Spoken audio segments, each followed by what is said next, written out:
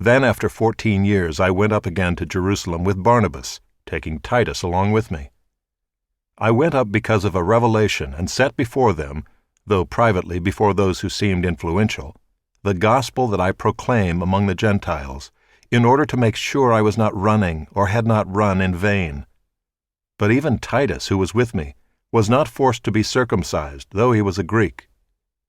Yet because of false brothers secretly brought in, who slipped in to spy out our freedom that we have in Christ Jesus, so that they might bring us into slavery, to them we did not yield in submission even for a moment, so that the truth of the gospel might be preserved for you.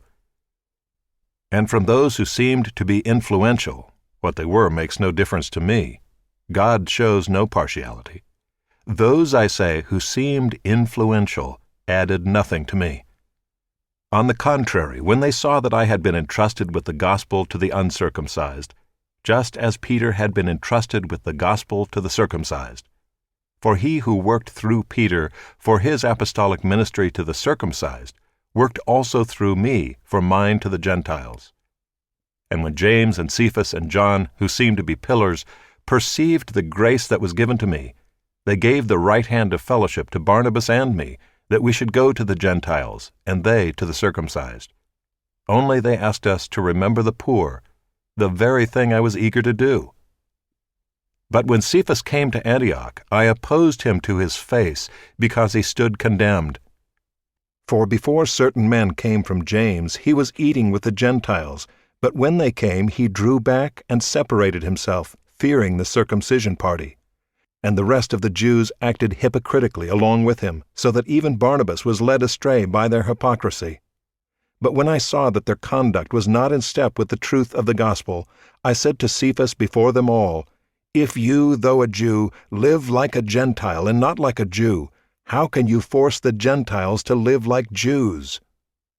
We ourselves are Jews by birth and not Gentile sinners. Yet we know that a person is not justified by works of the law, but through faith in Jesus Christ.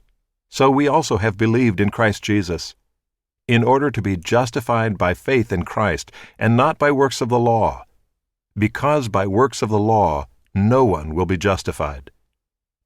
But if in our endeavor to be justified in Christ we too were found to be sinners, is Christ then a servant of sin?